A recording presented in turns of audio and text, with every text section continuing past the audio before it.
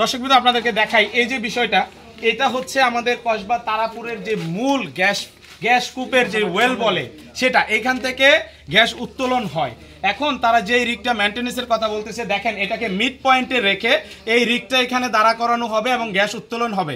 আমাদের কাছে খুব সুন্দরভাবে এইখানকার প্রত্যেকটা জনগণ জানে এইখানের গ্যাসটা বন্ধ রেখে ভারতকে তোলার জন্য সহযোগিতা এবং পাচারের সহযোগিতা 5 বছর যাবৎ আমলারা করছে।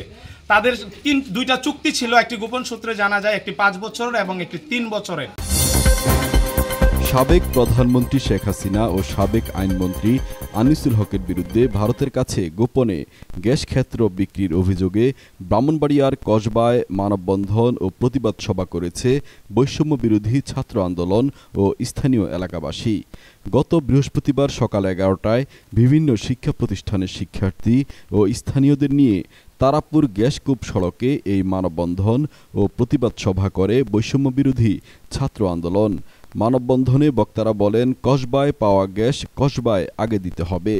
2018 সালে কসবার তারাপুর গ্যাসকূপ খনন করার পর সরকারের পক্ষ থেকে জানানো হয় এখানে পর্যাপ্ত গ্যাস রয়েছে, যা জাতীয় গ্রিডে সরবরাহ করে স্থানীয় চাহিদা মেটানো যাবে।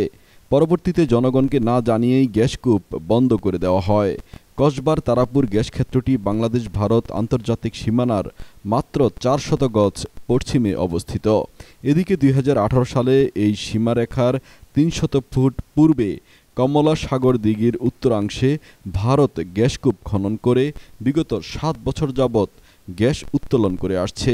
ভারতের গ্যাস উত্তোলনের সুবিধার্থে বাংলাদেশ এখনও গ্যাস উত্তোলন বন্ধ রেখেছে বলেও দাবি করেন বক্তারা বিগত সরকারের প্রধানমন্ত্রী ও আইনমন্ত্রী এই গ্যাস ক্ষেত্রটি ভারতের কাছে গোপনে বিক্রি করে দিয়েছেন বলেও অভিযোগ তোলেন।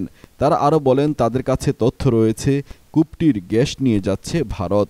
তবে 3800 ফুট নিচে আরও একটি গ্যাসের স্তর রয়েছে, যা হবে সারা বাংলাদেশের মধ্যে বড় একটি গ্যাস ক্ষেত্র। এ বিষয়ে Salda gas field in-charge Shahriar Bari জানান, ভারত আড়াআড়িভাবে কূপ খনন করে বাংলাদেশের গ্যাস নিচ্ছে কিনা তা তিনি জানেন না। তিনি মাত্র কসবার শালদা গ্যাস ফিল্ডে যোগদান করেছেন। তারাপুর গ্যাস ক্ষেত্রটি শালদা গ্যাস ফিল্ডের অধীনে। প্রয়োজনীয় অর্থের জন্য তারাপুর গ্যাস ক্ষেত্রে আরও কূপ খনন করতে পারছে না বলেও জানান তিনি। যে 2টি কূপ খনন করা হয়েছে এতে আর্থিকভাবে লাভবান হবে না বলে এর উৎপাদন বন্ধ রাখা হয়েছে।